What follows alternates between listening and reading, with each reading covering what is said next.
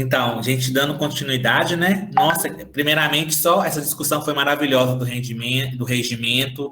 A gente agradece vocês, esse envolvimento. É isso mesmo que a gente quer ver de vocês, delegados, representantes, tudo isso. Agora a gente vai começar o nosso momento do ver, né? Que é a gente tem como um semeador saiu para semear. E a gente vai fazer uma análise de conjuntura agora no momento, né? De um olhar nacional e regional. E a gente quer acolher para esse momento a Michele, que é a nossa, que tá, atualmente está na Secretaria Nacional da PJ. Então, a gente acolhe ela para esse momento. Não vou falar muito, vou deixar ela se apresentar novamente, mas, Michele, sinta-se bem acolhida por nós, mineiros e capixabas. Obrigada, Marildo. Obrigada, Jordana. Bom dia, pessoal. Nossa, que momento bonito esse do regimento aí, né, das partilhas, da construção coletiva. Fico muito feliz de ver todo mundo participando, né, no chat. Até comentei com a Jace no privado aqui, brincando, né, nossa, Jace, isso entra para a história, né, uma discussão sobre o regimento com responde no chat e levanta a mãozinha. Quando na vida que a gente pensou que ia viver uma ampliada, né, e construir um regimento com essa discussão de um chat ou de uma mãozinha, né? Mas foi bem bonita a construção. Também fico feliz e agradeço a presença do Dom Eudes, né, muito importante para a gente, a tua participação, o teu acompanhamento nessa ampliada, como agradeço também a presença dos padres que estão aí, né, dos assessores, dos leigos e das leigas. Então, gente, já me apresentei ontem, né, sou a Michele, sou do Piauí, estou na Secretaria Nacional, e eu sei que eu tenho 1 hora, não é isso? Confirmem comigo, por favor, coordenação do dia, se é isso mesmo, 1 hora, para conversar com vocês, né, para partilhar. Eu ia colocar o cronômetro, mas como são 10h02, 11h02 eu termino. Mas antes de começar, eu queria só acertar 2 pontos, assim, básicos com vocês para a nossa conversa, né? Primeiro é que lá no início, na oração inicial, eu percebi que travou um pouquinho para mim, não sei se foi a minha conexão ou de quem estava falando. Então, se travar para vocês, se vocês não estiverem ouvindo, vocês sinalizam que eu desligo a câmera, tento reconectar aqui para melhorar, tá bom? E segundo, gente, é para dizer que eu amo o jeito que vocês falam, assim, né? O pessoal de Minas Gerais do Espírito Santo fala com uma ternura, com uma tranquilidade que eu fico com inveja, porque o povo do Nordeste é disparado. Quando a gente começa a falar, a gente fala muito rápido. Então, se eu disparar aqui e começar a falar muito rápido, vocês também podem dizer assim, Michele, vai devagar, não estou entendendo, fala mais pausadamente, por favor. Então, eram esses 2 acordos aí que eu queria fazer com vocês, tá bom? Para a gente conseguir conversar, assim, tranquilamente, e dizer também que essa semana, eu acho que eu fui estudar e aprendi mais sobre o Espírito Santo e Minas Gerais do que o próprio Piauí, né, porque me deram essa responsabilidade aí de trazer para vocês um pouco desse olhar nacional, né, dos problemas que tem nos afetado, né, das situações que estão mais presentes na nossa sociedade neste tempo histórico, mas que também pudesse trazer alguns pontos, alguns recortes, assim, dos 2 estados, né. Então, eu tive que, tudo que eu ia pensando, eu ia ali, dava uma pesquisada, via como que era essa situação em Minas Gerais, no Espírito Santo. E aí, gente, se vocês sentirem falta de algum dado importante, né, de algum recorte importante que precise estar nessa ampliada, que vai ajudar vocês podem ir contribuindo no chat também, tá bom? Podem ir colocando, olha, Michele, sobre isso, aqui em Minas Gerais é assim, no Espírito Santo é assim. Porque aí a gente vai fazendo essa construção aí com a participação de todas e todos, tá bom? Viu? Já comecei a falar rápido.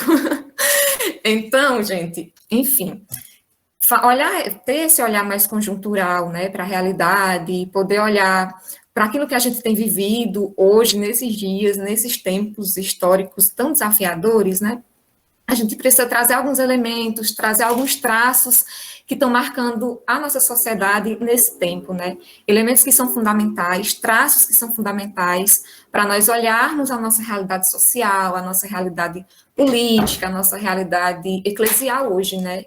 Então, nós temos hoje, né, nesse tempo vivido, visto, sentido muito na nossa pele, muitos cenários de morte, né, dos quais a gente precisa estar atenta, né, nós precisamos estar muito atentas e muito atentos a esses cenários de morte que rondam o nosso povo, né, e que o nosso povo tá inserido, né, tá vivendo, sobretudo em especial às nossas juventudes, né?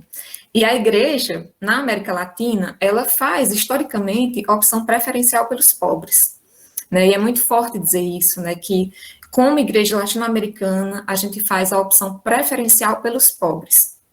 Mas eu penso, né, que hoje, mais do que nunca, dizer só os pobres talvez não abarque mais, não dê mais conta da dimensão, dos desafios que a missionariedade e os sonhos de um novo mundo nos interpelam, né? Eu acho que hoje é preciso a gente olhar mais atentamente, de forma mais sensível, de forma mais coerente, né, com o Evangelho, e identificar quem são esses e essas pobres, né, onde estão, quais são os seus rostos hoje, né?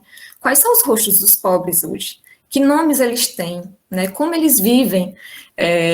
Lembrei do Animais Fantásticos, onde habitam, mas só, enfim.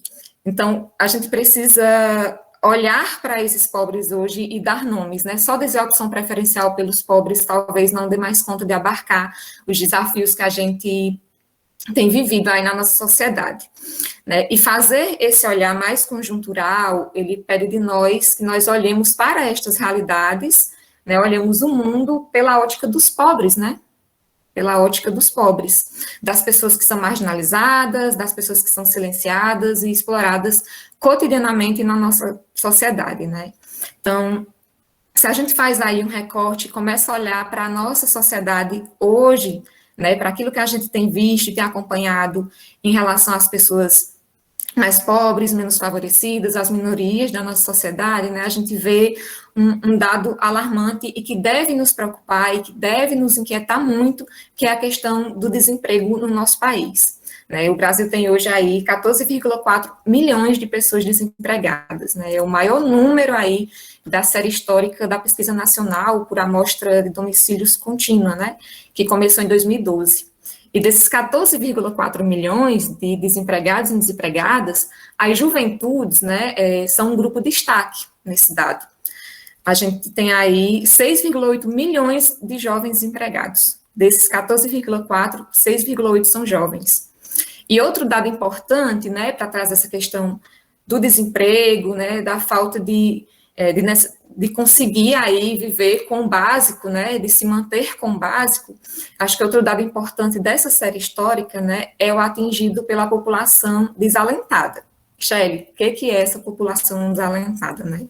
Tem a população desempregada e o que significa essa população desalentada, assim? Desalentadas, né, são aquelas pessoas que, por diversos motivos, por várias consequências, ela desistiu de procurar emprego. Ela já ficou desiludida demais, ela já cansou de entregar currículo, já cansou de ir atrás, já cansou de pesquisar, ela não aguenta mais receber um não na cara, não aguenta mais ver as portas fechadas, ela não tem esperança mais de conseguir um trabalho, de ter um salário mínimo no final do mês para pagar as suas contas. Então, existe aí 6 milhões de brasileiros e de brasileiras que se encaixam, né, nessa definição da população desalentada. E isso deve nos angustiar muito, né? Isso deve inquietar muito o nosso fazer pastoral, a nossa prática pastoral cotidiana, né? E outro ponto, né, importante a se trazer nessa questão dos desempregados, das desempregadas, é o aumento absurdo, né, vendo aí a quantidade de pessoas sem emprego, sem uma renda mínima para sobreviver, né, e sem perspectiva de conseguir um trabalho, a gente olhar aí o quanto a escalada do preço dos alimentos atinge em cheio, sobretudo a população pobre, né? A gente tem visto esse aumento absurdo no preço dos alimentos, que desde o início da pandemia, né, subiu 15%. Então, eu acho que é importante a gente olhar para o quanto comer está caro, né? O básico, comer está muito caro, está muito inacessível, tudo está mais caro. O alimento está mais caro, o feijão, o arroz, o açúcar, o café, o gás de cozinha, a gasolina, a energia, tudo. Tudo está mais caro, tudo está mais inacessível para a população pobre, para as pessoas mais pobres. Comer, que é uma necessidade básica, hoje está sendo, para muitas famílias, um artigo de luxo. Quem almoça não janta. Quem janta hoje não tem café amanhã, não almoça amanhã. Então, acho que é algo também aí que a gente precisa se atentar, né? Hoje em dia, você vai com R$ 150 no mercado e você volta com uma sacolinha com quase nada, né? Assim, quem é da feira, quem é de fazer compras, né, percebe isso, do quanto tudo está bem mais caro. E aí, falar de desemprego, falar de desalento, né? Falar da carestia das coisas, como diz a minha avó, ela fala, nossa, as coisas estão com uma carestia muito grande, né?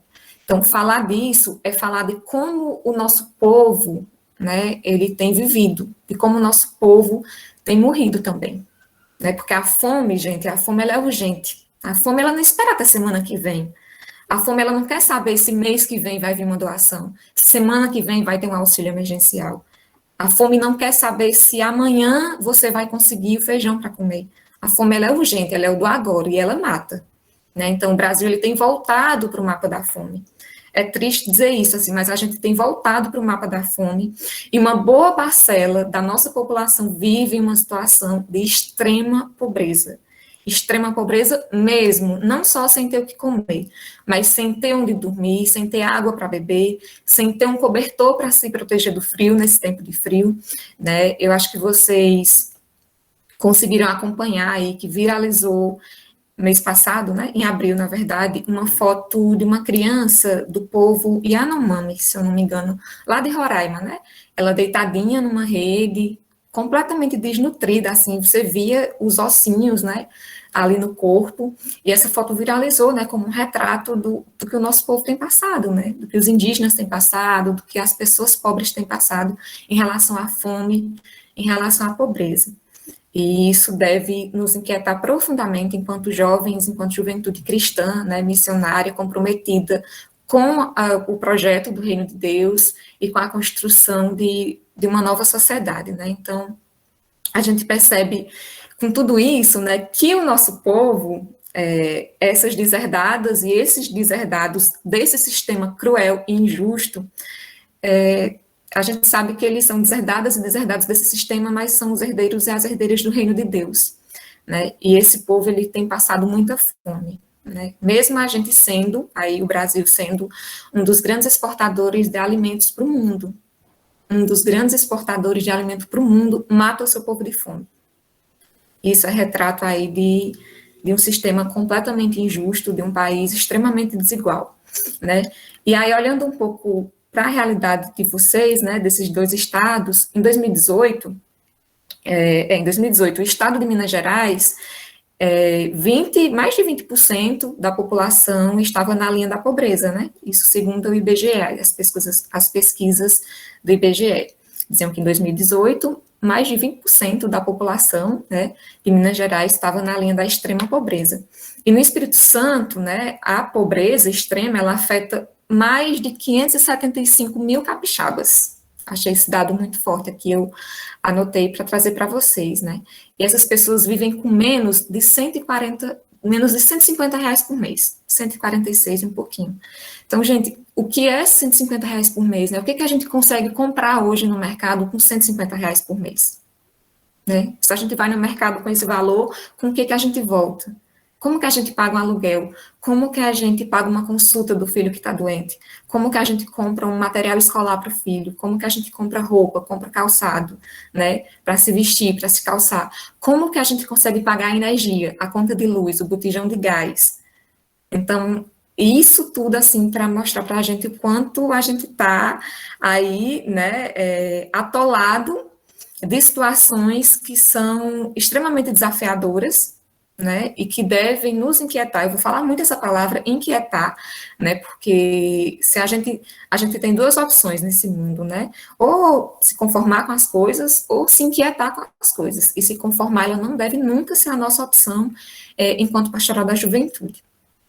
E aí, indo um pouco assim para essa questão mais política, né, desses discursos políticos, desse meio político que a gente tem acompanhado, sempre lembrando que tudo está interligado, minha gente. Não tem como separar, não tem como olhar para o desemprego, olhar para a fome, olhar para a extrema pobreza, olhar para a violência, olhar para a pandemia e deslinkar isso, né, afastar isso das questões políticas partidárias, ou das questões políticas mesmo propriamente ditas, né, porque tudo é político, né, viver é político, se manifestar, dizer, chorar essas dores, né, ter medo, ficar angustiado, se inquietar é um ato político, amar é um ato político, né, então, trazendo um pouco para essa questão aí mais política, né, e olhando, fazendo esse recorte aí do que a gente tem vivido no nosso meio, no país nesse tempo, olhando para esse desemprego, né, para a extrema pobreza, para a fome, acho muito importante dizer, né, que desde 2016, desde o golpe de 2016, a gente tem vivido aí uma constante perca de direitos, né, direitos que foram conquistados coletivamente, após anos de luta do povo organizado, né, das bases, das juventudes, esses direitos serem negados, serem tirados de nós, serem interrompidos. E aí, gente, só para lembrar para vocês, que vocês sentirem falta, vão colocando no chat, tá bom? Vão falando, podem levantar a mão ou ligar o microfone e trazer algum dado também, que eu acho muito importante essa participação de vocês, né? Sobretudo aí quando eu for trazendo algumas questões mais próprias de Minas Gerais e do Espírito Santo. Fiquem bem à vontade, tá? Mas alguém quer falar alguma coisa agora? Posso seguir? Vou lá, então. E aí, desde 2016, desde o golpe, a gente tem sofrido essa perda de direitos, nessa perda de direitos conquistados, e olhar para o hoje exige de nós também que a gente olhe para o antes, né? Um pouco para o passado, assim, para a gente poder compreender algumas conjunturas, algumas situações estruturais hoje, assim, no Brasil de 2021, no Brasil pandêmico, né? Não comecei falando da pandemia, porque eu acho que hoje, querendo ou não, tudo que a gente vive, né, e tem enfrentado está transpassado aí por essa crise sanitária. Então, daqui a pouco eu trago mais algumas questões específicas dessa crise sanitária, né, em relação à juventude, em relação ao povo. Então, depois eu vou fazendo alguns recortes, mas fiquem também à vontade para ir colocando e contribuindo no chat. Em 2018, né, é importante a gente lembrar que Bolsonaro ele foi eleito nosso presidente da República, né, ele foi eleito aí sem participar de debates com os outros candidatos, com as outras candidatas, né, e isso diz muito para a gente, de quando uma pessoa é eleita pelo povo, sem nem participar de debates, né, sem colocar as suas propostas, sem a coragem de dar a cara a tapa para a discussão, para o debate político, né, e suas aparições em público, ali, sempre foram muito pautadas em discursos de ódio, em discursos de exclusão, de diminuição das lutas das minorias. Eu acho que isso a gente não pode negar.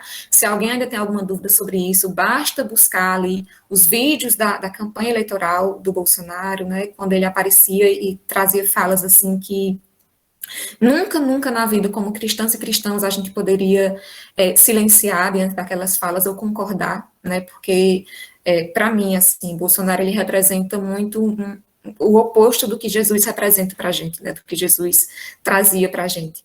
Então, é importante lembrar disso, desses discursos de ódio, né, dessas falas de exclusão, de diminuição das lutas das minorias, né, teve ali o fatídico acontecimento daquela facada, né, que desencadeou numa comoção mesmo do país, e o mais doido de tudo isso, né, que apesar das falas do Bolsonaro, perceber que ele foi eleito, né, eu acho que isso, para todos nós da Pastoral da Juventude, é doloroso, né, perceber que o Bolsonaro ele foi eleito por uma esmagadora maioria de pessoas cristãs.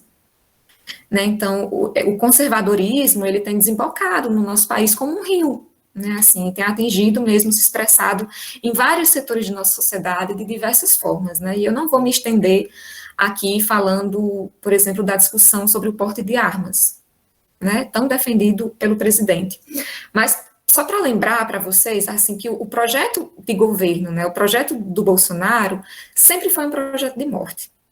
Né? As declarações dele sempre foram declarações muito explícitas pela morte. Né? Então, quando ele diz, por exemplo, que a ditadura matou pouco, que deveria ter matado mais, isso é explicitar um projeto de morte, né? Um desejo pela morte. Como que eu, como cristã, eu posso dizer que esse acontecimento matou pouco, né? Que devia ter matado mais?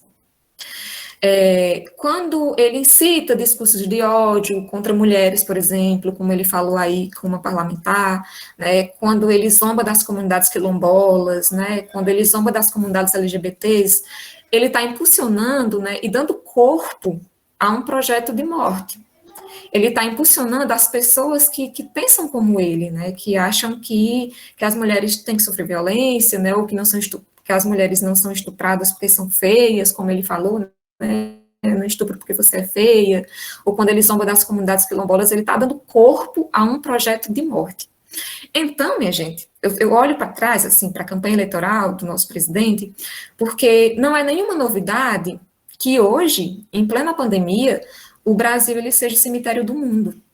E é muito doído falar isso, né? Mas hoje a gente é o cemitério do mundo, né? Olha para o que a gente tem vivido, olha para o que a gente tem passado, olha para quantas pessoas a gente tem enterrado todos os dias. Olha o que as pessoas em Manaus passaram, né? Da crise de oxigênio, de falta de oxigênio. Né, aquelas imagens ali dos cemitérios em Manaus, de pessoas sendo enterradas aos montes, em covas coletivas, né? Então, assim, não é nenhuma novidade para a gente que hoje, né, com o governo que a gente tem, a gente seja aí o cemitério do mundo. O mundo inteiro olha para o Brasil hoje com tristeza. Né? O que o Bolsonaro esfrega na nossa cara, né, quando ele nega a compra de vacinas, quando elas foram oferecidas no ano passado, né, é importante lembrar que tem gente morrendo para uma doença que já tem vacina, e essas pessoas não estão se vacinando porque ano passado o presidente não quis comprar. Né, o que ele esfrega na nossa cara quando ele nega a compra de vacinas, quando ele diz que é só uma gripezinha, quando ele diz que não vai comprar vacina, que o presidente é ele, quem manda é ele, né, quando ele ironiza que quem tomar vacina vai virar um jacaré. O que ele está esfregando na nossa cara é a concretização do projeto de morte que ele pautou na sua campanha eleitoral. Não dava para esperar outra coisa do Bolsonaro. Claro que o mínimo que a gente espera de um presidente da República, né, é o mínimo de responsabilidade, né, que tenha um mínimo de empatia, que num problema como esse, numa crise mundial sanitária como essa, o mínimo de responsabilidade. Mas desde o início da pandemia a gente tem visto o oposto. E esse oposto não é diferente do que a gente já sabia. Em 2018, na campanha eleitoral, isso ficou muito, muito evidente, né, para todas e todos nós. Então, além de tudo isso, né, de sermos hoje o cemitério do mundo, é doído, é difícil ouvir isso, é difícil falar isso, mas a gente precisa olhar para isso, né? A morte, ela está cada dia mais presente, ela está cada dia mais próxima de nós. Há alguns meses a gente ouvia falar que o parente de alguém tinha falecido, né, que o amigo de um amigo da gente tem falecido, e hoje não. Hoje são nossos amigos, são nossos familiares, são pessoas próximas a nós, né, então a gente precisa olhar para o antes e entender como que a gente chegou a essa situação hoje, né. E esses discursos de ódio, né, que foram tão incitadas aí pelo presidente, e não só pelo presidente, mas pelos seus apoiadores, pelas pessoas que tem essa prática mesmo, né, de falar pelo ódio, de falar pela morte, esses discursos de ódio, eles matam, né, eles matam, e são cada dia mais fortes, são cada dia mais próximos. Talvez alguns exemplos recentes, né, desses discursos de ódio aí que a gente tem acompanhado no nosso país recentemente, nessas últimas semanas, um deles que eu posso citar para vocês são os ataques, né, que o padre Júlio Lancelotti tem sofrido, né, o padre Júlio, para quem não conhece, é um padre lá de São Paulo, daqui de São Paulo, né, e ele tem um trabalho muito, muito fecundo, assim, muito profético com as pessoas em situação de rua, né, com a população LGBT, então ele tem sido extremamente atacado por jovens católicos conservadores, né, ele postou esses dias que tem sido muito atacado por jovens católicos extremamente conservadores, né? Só para lembrar, não sei se vocês vão recordar aí, mas quando o prefeito de São Paulo mandou colocar aquelas pedras pontiagudas embaixo dos viadutos, para as pessoas em situação de rua não dormirem mais embaixo dos viadutos, o padre Júlio ele foi lá, embaixo desses viadutos, com uma marreta e quebrou essas pedras. E essa foto viralizou aí, do padre velhinho, né, porque ele já tem uns 70 anos, quebrando a marretadas as pedras que o prefeito mandou colocar. E aí ele tem sido super atacado agora, tem sido vítima desses discursos de ódio por jovens católicos conservadores, né? E outro exemplo dessa semana, desses discursos de ódio, né, eu acho, não sei se vocês têm acompanhado nas redes, é o que está acontecendo com a Manuela Dávila, né, do PCdoB, que foi uma deputada lá do Rio Grande do Sul, né, e já foi candidata aí a vice-presidente da República, né. A Manuela, ela relatou essa semana nas redes dela que o pai de uma criança que estuda na mesma escola, que inclusive é uma escola católica, né, de religiosas, o pai de uma criança que estuda na mesma escola que a Laura, que a filhinha dela estuda, tirou fotos da Laura, né, e espalhou, mandou, distribuiu essas fotos para grupos que espalham ódios nas redes, né, e a internet, esse submundo aí da internet, né, desses grupos organizados, começaram a usar a imagem da Laura, que tem 5 anos, da filhinha da Manuela, para agredir, né, para intimidar elas duas, né. Então, já ameaçaram até de estuprarem a Laura. Estão ameaçando a Manuela, que vai estuprar a filha dela, que tem 5 anos, né, estão ameaçando a Manuela de morte. Já foi feito BO, a polícia está investigando, enfim, mas para dizer para vocês essa loucura que a gente tem vivido, né, desses discursos de ódio, enfim, dessas coisas horrorosas, assim, que a gente tem acompanhado cotidianamente, que às vezes a gente não sabe, como começa, como termina, o que a gente faz, e todo mundo fica angustiado, e a gente precisa combater isso, né, e se vocês quiserem também, né, para citar um exemplo aí, que não é nem religioso como o Padre Júlio, e nem político partidário como a Manuela, eu acho que vocês têm acompanhado o que aconteceu aí nessa semana com o Whindersson Nunes e com a Luísa, né, com a ex-companheira dele aí, que quando a namorada do Whindersson estava grávida, né, ela recebeu várias mensagens de ódio na internet, que ela ia perder o bebê, que ela não merecia ser mãe, várias coisas assim horrorosas, e aí a criança nasceu prematura, faleceu, e depois que a criança faleceu, a Luísa, que era a ex do Whindersson, começou a ser atacada, receber ameaças de morte, fotos de pessoas esquartejadas, o pessoal dizendo que ia matar ela, que a culpa da filha, do filhinho do Whindersson ter morrido era dela. Então, assim, fora desse mundo aí político partidário da questão religiosa do padre, tem aí essas celebridades que também são vítimas, né, desses discursos de ódio, dessa violência desenfreada, e a menina precisou ser afastada das redes sociais, né, então sei que vocês conseguem aí lembrar de vários casos recentes dessas situações. E outro ponto, né, essa questão aí política que eu acho que a gente pode trazer para olhar para esse tempo tem sido a CPI da Covid, né? Se vocês não têm acompanhado, gente, a CPI da Covid ali no canal do Senado, acompanhem, né? Fiquem ligados e ligadas naquela CPI, porque eles têm mostrado cotidianamente, assim, o quanto a base desse governo é uma base aliada à morte, né? Assim, e para não me estender muito nessa questão da CPI, que tantas vezes, aliás, algumas pessoas que vão falar jogam uns escândalos assim tão descarados na nossa cara, que nos envergonham, né? Vale citar aí o general Pazuello, né, que numa sexta repassada aí estava na CPI, na audiência, né, e mentiu descaradamente, e foi questionado ali ao vivo, e tentou tirar o seu da reta, né, tirar a responsabilidade dessas mortes todas das suas costas, e no domingo, né, um dia depois, estava no Rio de Janeiro, no ato pró-Bolsonaro, sem máscara, naquela aglomeração toda. Então, fiquem ligados e ligadas nessa CPI, eu acho que ali tem sido um momento também para a gente poder observar bem, né, os senadores, as pessoas que estão ali, que nos representam, falam por nós, e também, acho que para a gente se indignar, né, porque na primeira fala do Bolsonaro, que não iria comprar vacinas, quando tantas pessoas estavam morrendo, a gente já poderia ter começado a CPI para investigar, né, mas a gente deixou muita gente morrer, mas antes tarde do que nunca, né.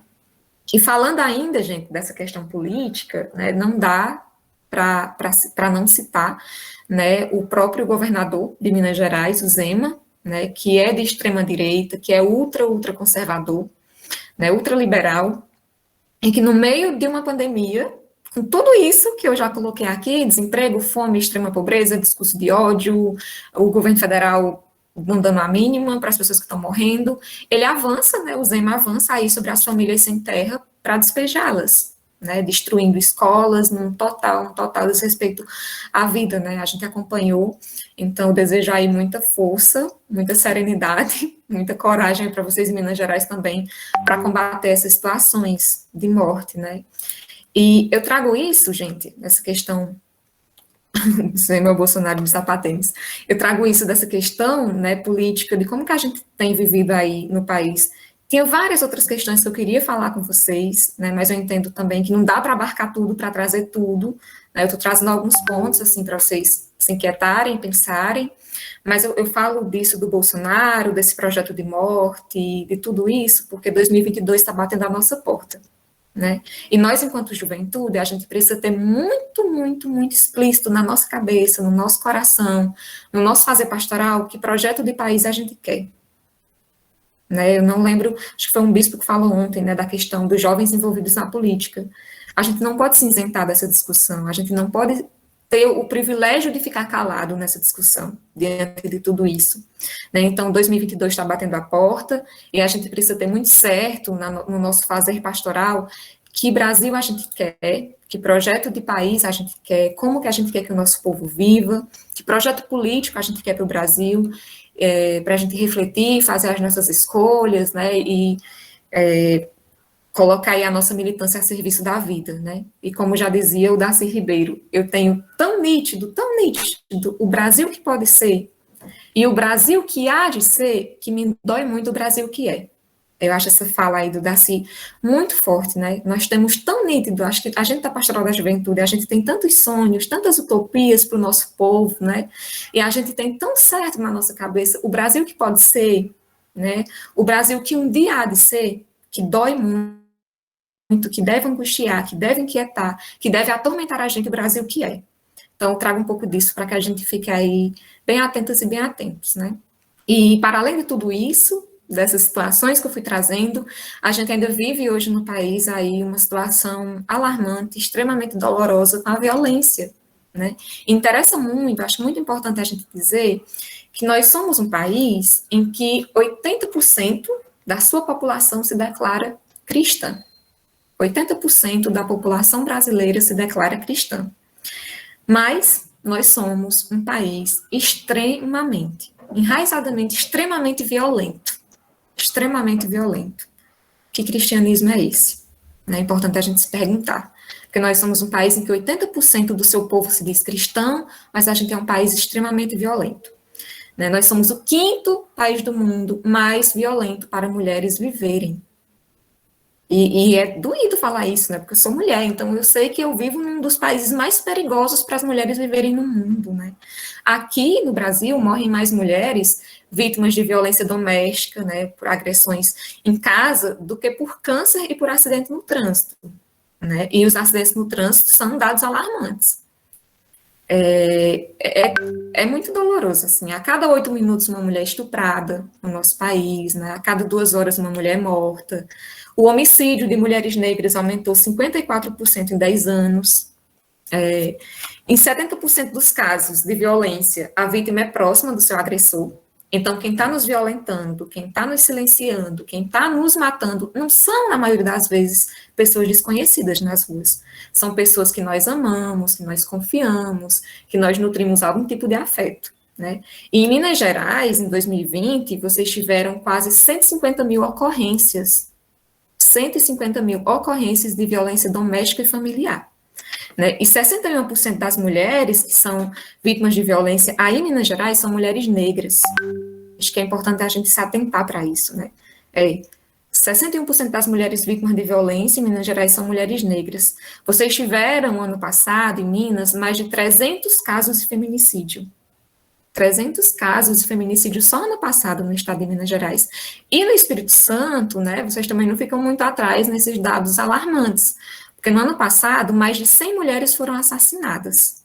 Né? O número de assassinatos, considerando os dados de 2019, em 2020, aumentaram em 12% para o estado do Espírito Santo. Né? E vale recordar também e lembrar aqui para vocês que, na pandemia, esses casos de violência doméstica, eles aumentaram absurdamente. Vários estados aí têm colocado isso, né? Vários governos do mundo têm alertado para o aumento desses dados, desses casos de violência doméstica. E mesmo assim, eu acho que é importante dizer que mesmo com esses dados, né, a gente sabe que há uma subnotificação dos casos, né, que nem 30% das mulheres violentadas, elas denunciam. E que existem muitos fatores que são inibidores da denúncia. né? Então, o medo de como vai ser depois da denúncia, né? A falta de apoio, de atendimento especializado, de apoio emocional de familiares, a dependência financeira dos seus companheiros. Então, a gente nunca pode julgar, nunca, gente, nunca. Acho que a gente precisa romper com essa cultura da culpabilização da vítima, de julgar a vítima, né? Quando uma mulher ela sofre violência e ela não denuncia, existem 1000 fatores que fazem com que ela não denuncie, né? Então, a gente sabe que tudo isso referente a essas violências contra as mulheres, né? Tudo isso é fruto, né? É o retrato de uma sociedade extremamente machista, extremamente misógina, extremamente patriarcal, que ensina para os homens, que ensina para vocês, homens, que vocês têm poder sobre os nossos corpos, que vocês têm poder sobre as nossas vidas, e se a gente quiser avançar, minha gente, se a gente quiser avançar na construção da civilização do amor tão sonhada por todas, todos nós, a gente precisa romper, destruir essa estrutura social que silencia, que violenta, que mata mulheres todos os dias. A gente não vai conseguir avançar muito na civilização do amor se a gente não rompe com essas estruturas sociais que matam, que ferem, que marginalizam e que silenciam as mulheres todos os dias, né? A gente precisa parar com o pecado da romantização do abuso, parar com o pecado da culpabilização da vítima e, sobretudo, com o pecado da naturalização das violências. A gente precisa parar de naturalizar a violência e de naturalizar abuso, né? E juntar isso aí da violência contra as mulheres, eu acho que um ponto também assim para a gente se atentar aí na nossa prática pastoral é a violência contra a juventude negra, né? A juventude negra tomba todos os dias nas periferias de nossas cidades. A juventude negra tem um alvo nas costas, vítima de um Estado que é extremamente racista, de um Estado que é extremamente violento. Um exemplo disso, gente, é a chacina de Jacarezinho aí, que resultou com 28 mortos. Eu sei que vocês acompanharam nos jornais, nas redes sociais, o que foi aquela chacina no Jacarezinho, né? Então, corpos estendidos no chão, né? Pessoas sendo executadas na frente de crianças, dentro de casa, né? E os presos ali que já estavam rendidos, sendo obrigados a carregarem os corpos dos mortos pela favela, como um desfile para mostrar para as outras pessoas, né, quem que manda, quem que tem a força. E foi muito forte o depoimento de 3 presos esses dias, que eles disseram que a polícia queria obrigar eles a carregar os corpos dos outros mortos, né? E quando eles se negavam, eles mostravam repulsa, que não queria carregar aqueles corpos, a polícia ameaçava dizendo que se eles não carregassem, ia esfregar a cara deles nos órgãos né, das tripas ali, dos presos que já estavam no chão e que tinham o seu corpo dilacerado. Então, olha a humilhação disso, né? Olha a gravidade e a violência disso, né? E não só no Jacarezinho, né, em várias outras periferias, operações policiais e tudo isso aí que envolve a guerra às drogas, né, resultam em muitos mortos, né, em muitos corpos negros sangrando nas periferias, corpos de jovens, muitas vezes corpos de inocentes, corpos de crianças que iam para a escola, corpos de criança brincando na porta de casa. Essas operações policiais aí resultam em corpos sagrados sangrando nas periferias, né? E apesar de tudo isso, dessas operações, né, que terminam em chacinas, que terminam em tantos inocentes aí mortos, né, tombando nas periferias, a Polícia Civil do Rio de Janeiro, né, divulgou aí esses dias que colocou sobre sigilo durante 5 anos as operações policiais, né, as informações das operações policiais, incluindo essa operação do Jacarezinho. Então, com tudo isso aí, né, a gente fica pensando o que a gente pode fazer enquanto pastoral, né, para mudar essas realidades, e eu acho importante a gente se atentar a isso, né, para fazer o nosso plano pastoral aí desse triênio. E nossos jovens negros, né, nossa juventude negra é jogada aos montes nos presídios, né, aos montes.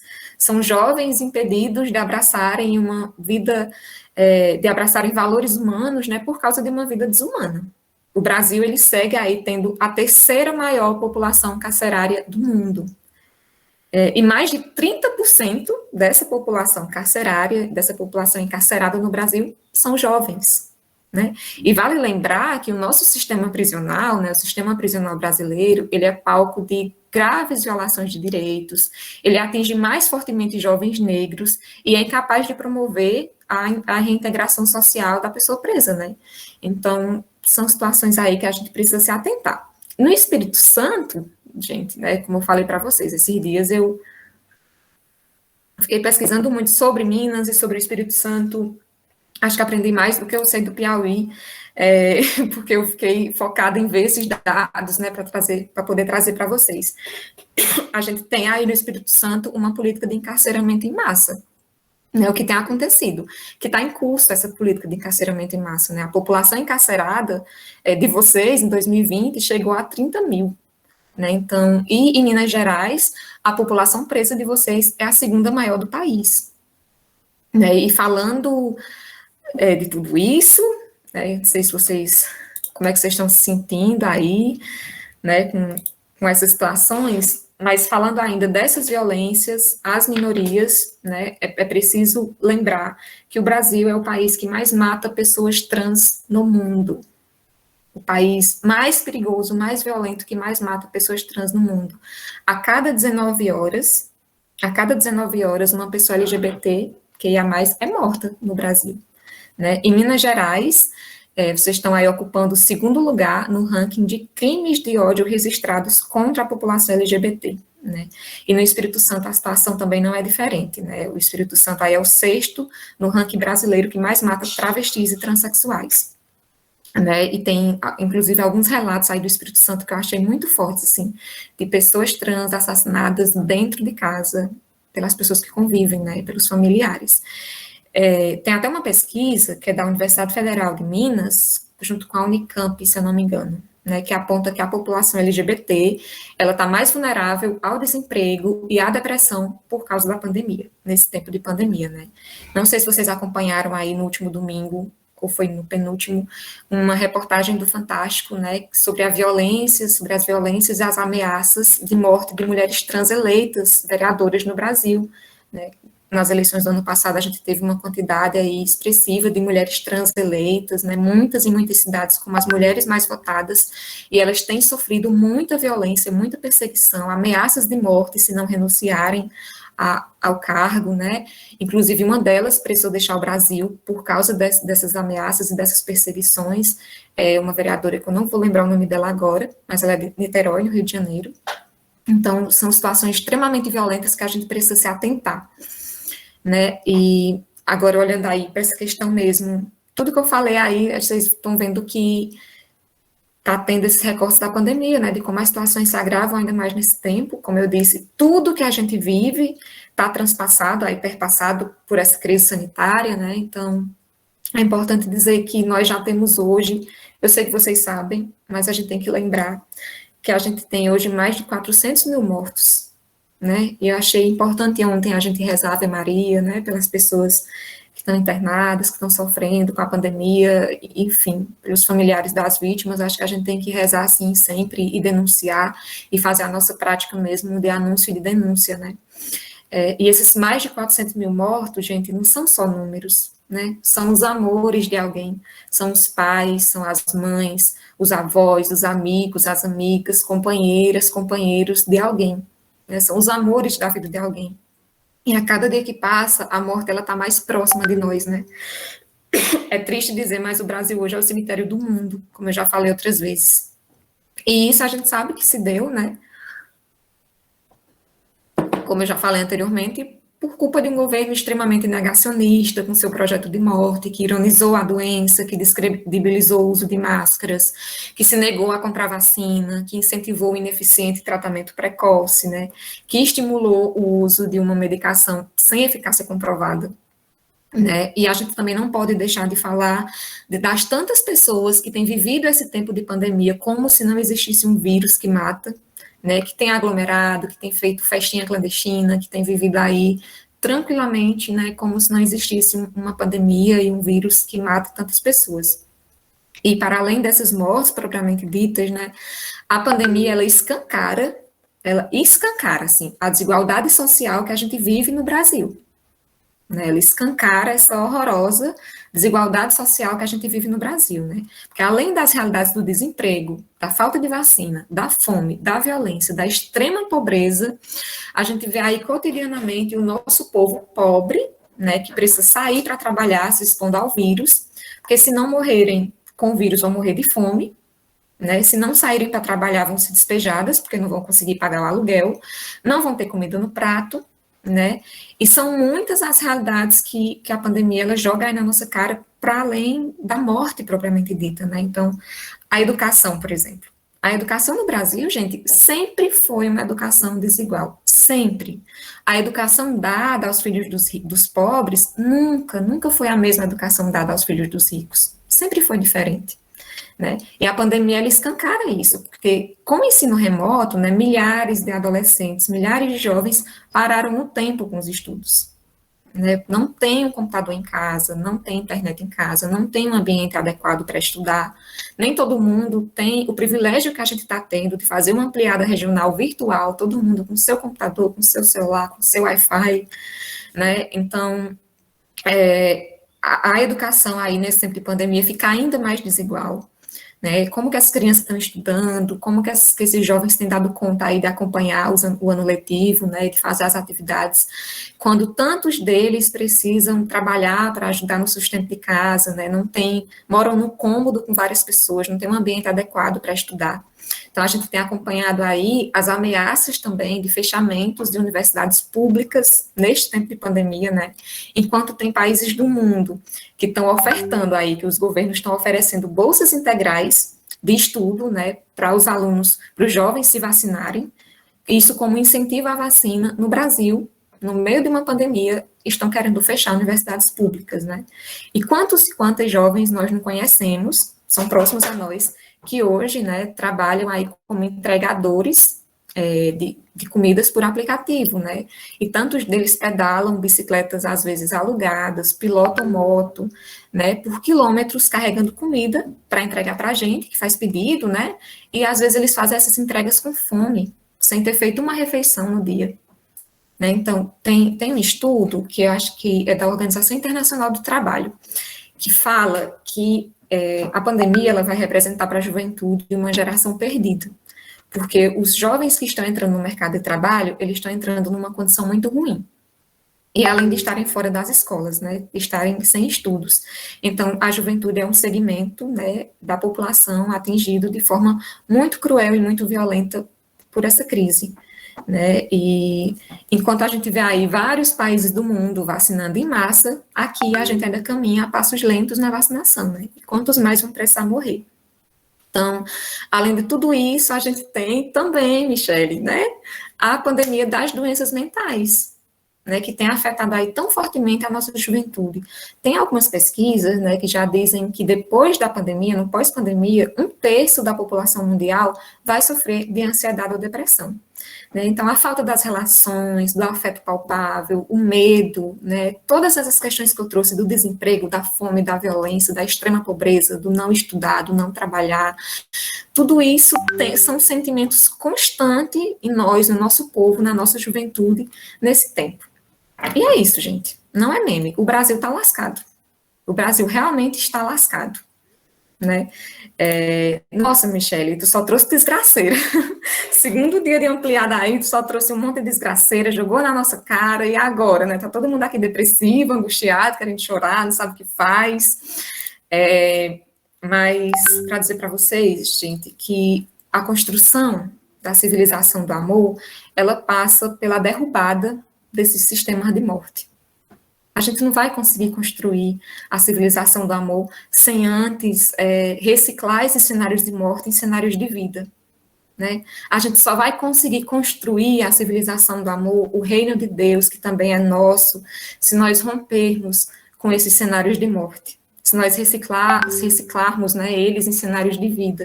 Se nós rompermos com com o machismo, que mata tantas mulheres todos os dias, com o racismo, com a violência, que mata tantos jovens negros todos os dias, com a LGBTfobia, né? Se a gente romper com esse sistema econômico tão cruel, tão desumano, né? Que mata, que violenta, que silencia, que deixa o povo passar fome, que deixa o povo dormir na rua, que deixa o povo sem casa, sem teto, sem trabalho, sem terra. A gente só vai conseguir construir a civilização do amor se a gente conseguir fazer mudanças estruturais profundas na nossa sociedade. Sem isso, a gente não consegue, a gente não avança. Então, queria trazer essas situações aí para vocês, porque é para inquietar mesmo, é para elas ajudarem mesmo a gente pensar a nossa ação pastoral nesse triênio, né? Mas para dizer para vocês também, eu tenho, ai meu Deus, tem pouco tempo, e é porque eu falei rápido, mas eu também queria dizer para vocês que não é só desgraceira, tá? Não é só coisa ruim também, tá bom, gente? Não é só violência, não é só fome, não é só desgraceira, não é só Bolsonaro, não é só coisa ruim, né? Eu trago esses cenários, esses desafios, porque eles são aí os desafios que vão perpassar a missão de vocês, né, da PJ dos regionais, e também a missão da PJ nacional, da igreja no Brasil e no mundo pelo próximo triênio aí. E a missionariedade, né, ela exige de nós que a gente tenha os pés bem fincados no nosso chão, na nossa realidade, sujos de barro, enlameados mesmo com a nossa própria realidade. Mas, gente, no meio de tudo isso, no meio dessa loucura, desse caos todo, existe muita resistência. Existe muita resistência. E eu queria trazer, assim, para vocês alguns sinais dessa resistência, alguns sinais do florescimento dessa civilização que a gente acredita, alguns sinais, assim, de que a gente está construindo o reino de Deus, e que os desafios são muitos, mas que nada pode deter a nossa esperança. Né? E eu acho que um dos principais sinais assim que eu trago para vocês hoje é o Papa Francisco, né? O Papa Francisco que tem falado aí o que a PJ, o que as SEBs, o que a gente tem falado há muito tempo, né? Do acolhimento, da abertura, da missionariedade, do diálogo, né? Quando o Papa ele convoca a juventude para o encontro, né? Para pensar uma nova economia, né, para realmar, para humanizar a economia, esse processo aí tão bonito que a gente tem acompanhado da economia de Francisco e Clara, são uns sinais de um novo tempo, né, são sinais de resistência, são sinais de esperança para a gente. Então, o Sínodo para a Amazônia, né, a gente acompanhou ali as fotos do Papa com os indígenas, com as indígenas, né, a ecologia integral, né, a discussão sobre a ecologia integral, a igreja em saída, quando o Papa diz que prefere uma igreja enlameada, suja, por ter aberto as suas portas e ter saído à rua, ter ido ao encontro das pessoas, a viver a cultura do encontro, do que uma igreja limpinha, fechadinha em si mesmo, a gente precisa entender isso como um sinal de Deus no nosso meio, né, como um sinal do amor, do cuidado de Deus conosco. Né? Então, outro exemplo aí que eu trago para vocês de resistência, né, nesse tempo e de sinais fecundos e proféticos, né, da nossa luta, da nossa caminhada enquanto igreja na América Latina, enquanto PJ, tem sido a Assembleia Eclesial, que está rolando aí, que está acontecendo. Se vocês não sabem ainda, né, procurem saber que a gente está vivendo aí na América Latina e no Caribe a primeira, né, Assembleia Eclesial do nosso continente. Quando o CELAM, né, quando os bispos da América Latina procuraram o Papa, querendo trazer essa proposta de fazer uma nova Assembleia Episcopal, o Papa Francisco ele diz que Aparecida ainda não está superada, que ainda tem muito a se discutir sobre a Aparecida, que ainda temos muito a falar sobre a Aparecida. Então, ele provoca os bispos dizendo assim, olha, ao invés de vocês fazerem uma outra Assembleia Episcopal, né, por que vocês não fazem uma Assembleia Eclesial? Por que vocês não escutam todo o povo de Deus na América Latina e no Caribe? Vamos dar voz ao povo, vamos deixar o povo falar. Então, essa Assembleia Eclesial, que todo mundo, todos vocês são convidados e convidadas a participarem, é um sinal profético desse reino de Deus que a gente está construindo, né? Então, outro sinal aí é o Pacto pela Vida e pelo Brasil, né, que a CNBB, ano passado, junto com outras organizações, assumiu, né, levantando bandeiras aí por vacinas, por auxílio emergencial para o povo, né, então, tem muitos cenários de vida brotando, né, muitos cenários de vida brotando. A sexta semana social brasileira, né, com seus 3 T's aí, terra, teto e trabalho, que tem feito multirões por vários regionais do nosso país, levantando essa discussão por terra, por teto, por trabalho, por dignidade para o nosso povo. O próprio padre Júlio Lancelotti, que eu citei, né, que tem um trabalho tão bonito ali, tão necessário com as pessoas em situação de rua, né? O ato do Fora Bolsonaro, no dia 29 de maio, gente, e eu sei que foi angustiante pensar o ato, né? O pacto pela educação, eu fico pensando, assim, na discussão sobre o ato do dia 29, né, quantas e quantas de nós não queríamos muito ter ido, e às vezes a gente não vai mesmo porque tem medo, né, do vírus, porque tem alguém em casa que é do grupo de risco, a gente não queria se expor, e eu acho que essa angústia, né, de saber se vai ou se não vai, se refletir muito antes de ir, é uma angústia própria de todos os movimentos que têm se oposto aí a esse governo, né, mas aquele ato, né, foi uma grande demonstração, assim, da resistência do nosso povo, né, pedindo vacinas, pedindo o impeachment do presidente, né, denunciando o número de mortes. Não posso deixar de falar nesses cenários de vida, né, falando da vida agora, não posso deixar de falar na quantidade expressiva de jovens da Pastoral da Juventude que ano passado eram candidatas e candidatos nas eleições. Gente, era uma quantidade expressiva. A gente teve mais de 150 jovens do Brasil inteiro, candidatas e candidatos.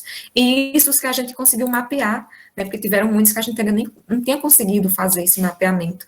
Então, isso tudo é cenário de vida para a gente, é cenário de esperança, né, para alimentar mesmo a nossa esperança. A própria Pastoral da Juventude, os próprios grupos de base, as próprias coordenações, que mesmo sofrendo, sem conseguir fazer encontro presencial, tendo que reorganizar toda a vida, ressignificar tanto a ação pastoral, tem resistido nesse tempo de pandemia. A gente tem resistido, gente. E quando eu digo resistido, é que a gente não arreda o pé da nossa luta.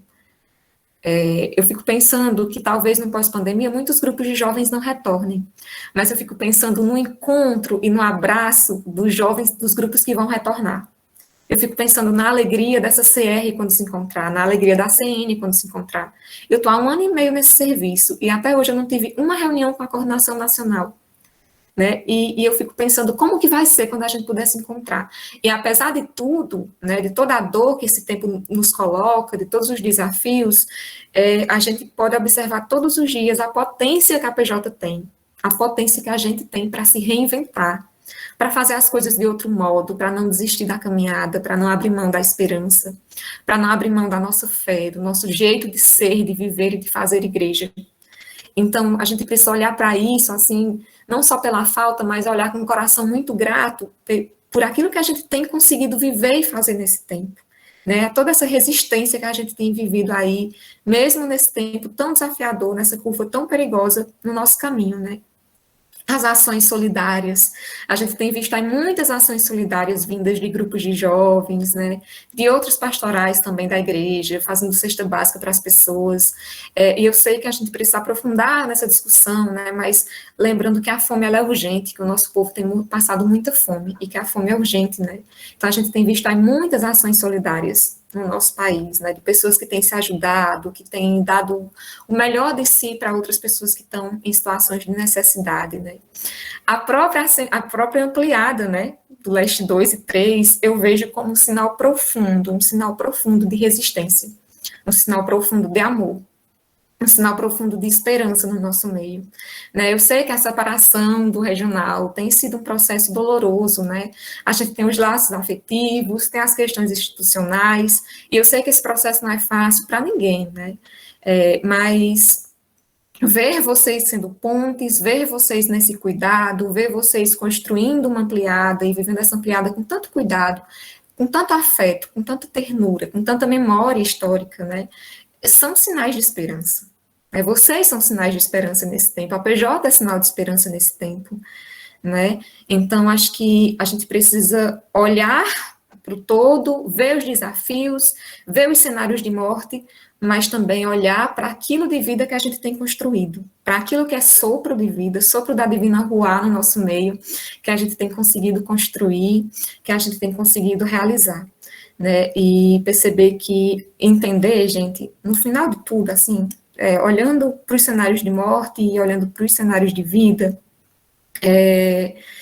é perceber que a morte, e ter muito certo no nosso coração, assim, essa certeza, que a morte, ela não tem a última palavra. A morte não tem a última palavra. Bem dentro de nós, a gente sabe que a morte não tem a última palavra. Antes e depois dela está a vida. E o amor no final e no começo. A morte não tem a última palavra. Antes e depois dela está a vida. E o amor no final e no começo. E eu sei que a Pastoral da Juventude, ela tem uma esperança, ela tem uma capacidade de esperançar, ela tem uma potência, ela tem um profetismo e ela tem uma missão que nada pode deter. Nada, nada, nada nesse mundo, nem um império, nem uma pandemia, nem um governo, nem uma maldade, nem uma ditadura pode deter a nossa esperança. Ela passa por cima e por baixo. Ela nasce de dentro. Ela é narrada desde baixo, desde o nosso povo, desde as nossas bases, desde os nossos grupos. E a gente precisa ter isso muito certo, para a gente continuar caminhando. E nesse tempo de pandemia, né, a gente precisa, eu até falei sobre isso numa reunião da CN outro dia, né, que a gente, nesse tempo de pandemia, a gente precisa ser ponte, a gente precisa segurar as pontas, a gente precisa continuar firme, de mãos dadas, ser ponte, segurar as pontes para que no pós-pandemia, né, os jovens que vão vir depois de nós, eles tenham condições de caminhar, eles tenham por onde caminhar. A nossa missão aí nessa pandemia é segurar as pontes, é não se afastar, é cuidar uns dos outros, cuidar umas das outras, cuidar dos nossos processos pastorais, é se cuidar e segurar as pontes. Porque no pós-pandemia, gente, o que a gente vai precisar viver aí da PJ do Brasil, e nucleação de grupo, de missão, né, de fazer missão, de nuclear grupo, de formar grupo, de formação de lideranças, vai ser um trabalho tremendo se a gente quiser aí viver ainda por mais 50 anos. Né? Então, vamos permanecer juntas e juntos, né? Eu sei que são muitos cenários desafiantes, devem nos desafiar, devem nos inquietar sim, né? É ser profético, ser um jovem cristão, ser um militante ou uma militante da Pastoral da Juventude, é saber que a gente precisa anunciar o reino e denunciar os sinais de antirreino, né? Mas sem perder a nossa esperança, sem perder a nossa coragem, sem perder a nossa ternura, sem perder a nossa profecia. E aí, para concluir, porque eu só tenho mais um minuto, porque eu vou terminar 11h02 em ponto, eu queria dizer para vocês que a gente precisa, nesse tempo, cuidar da nossa espiritualidade, né, cuidar das nossas relações, cuidar de nós mesmos, cuidar das nossas companheiras e dos nossos companheiros, e nos apegar muito à Santíssima Trindade, né, do Pai, do Filho e do Espírito Santo, e junto a isso se apegar muito também à Santíssima Trindade da memória, da resistência e da esperança. Muito obrigada.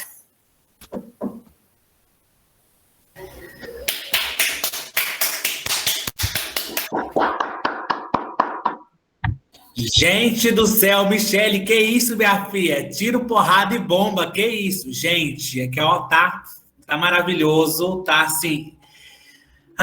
A gente só tem palavras para te agradecer, Michele. Muito obrigado, gratidão, gratidão, gratidão.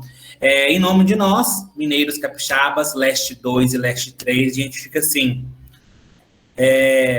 Aí foi um bálsamo que você disse pra gente, suas palavras. E assim, eu quero refrisar uma das frases que você falou aí, né? Que a morte, ela não é a última palavra, né?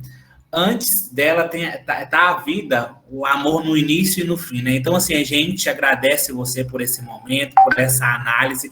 Gratidão, assim, imensamente de nós. Muito obrigado mesmo. Assim, eu acho que a gente está num momento que esse cuidado, esse olhar, esse afeto que está maravilhoso. Eu sou, leva Jesus Cristo, eu vou. PJ, só quem é pejoteiro sente esse calor.